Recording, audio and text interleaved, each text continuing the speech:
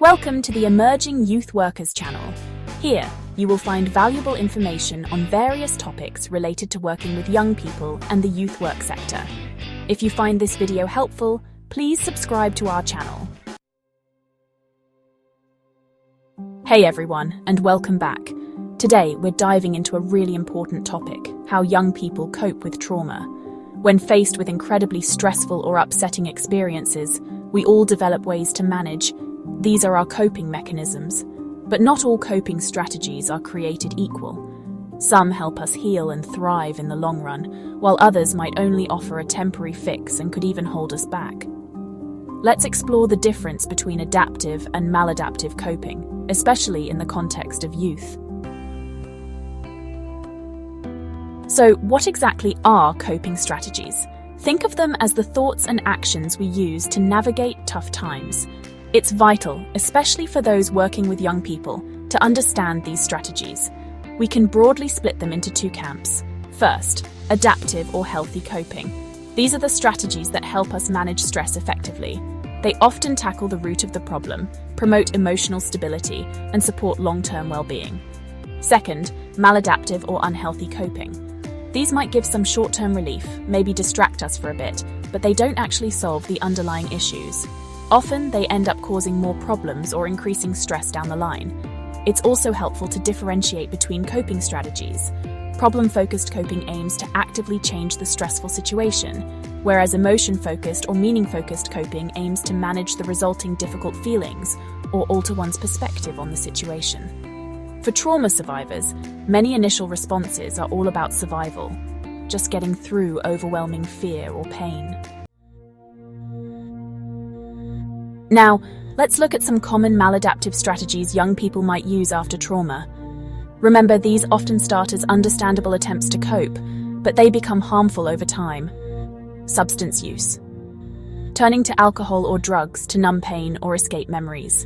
It might feel like a temporary escape, but it carries huge risks like addiction and worsening mental and physical health. Self-harm.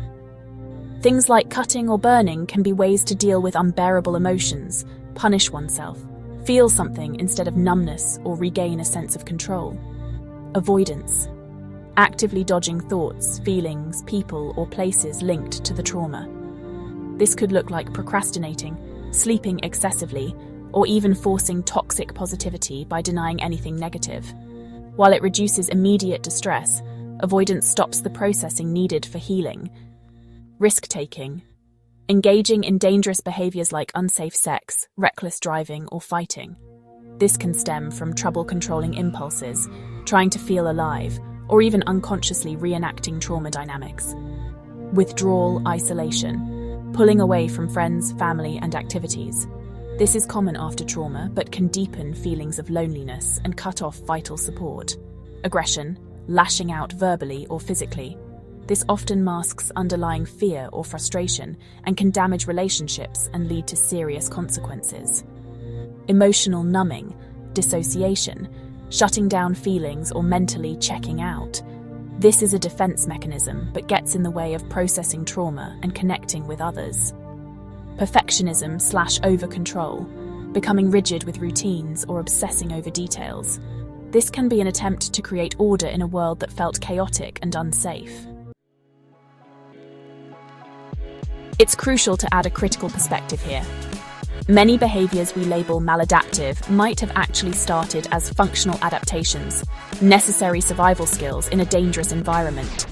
Hypervigilance, mistrust, aggression.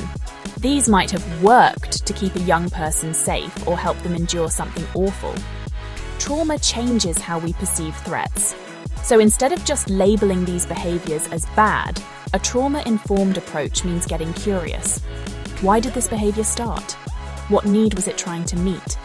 Acknowledging its roots allows us to work with the young person, helping them find new, healthier ways to meet those same needs for safety, control, or connection in their current, hopefully safer reality.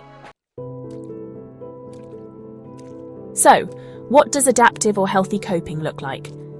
These are the strategies that actively help the healing process. Seeking support. This is huge. Reaching out to trusted friends, family, teachers, mentors, or professionals like counselors or youth workers. Helplines and online services are also great resources. Developing self-regulation skills, learning techniques to manage intense emotions and physical stress responses. Think mindfulness, grounding exercises, using your senses to connect to the present, deep breathing or meditation. Engaging in healthy activities, doing things that boost physical and mental health. Exercise, time in nature, hobbies, creative expression like art or music, and relaxation practices. Maintaining routines. Getting back into predictable daily schedules for sleep, meals, and activities can bring a sense of stability. Problem solving. Actively tackling practical issues that have come up because of the trauma. Meaning making and reframing. Trying to make sense of the experience, fit it into the story of your life, and maybe even find positive growth or purpose. This builds resilience, that ability to bounce back. Setting boundaries, learning to say no and protect your energy in relationships and commitments. Understanding these different coping strategies is key for anyone supporting young people who've experienced trauma. It's about recognizing that behavior serves a function and moving from judgment to curiosity. By understanding the why behind maladaptive coping, we can better support young people in developing adaptive strategies that truly foster healing, resilience, and long-term well-being. You can also access all resources through my channel page for further reading and learning. Before you go, please like this video and subscribe to the Emerging Youth Workers channel for more insightful content on working with young people and developing your skills as a youth worker. Hit the notification bell so you never miss an update. Your support helps us bring you more valuable resources and information. Thank you for being a part of our community.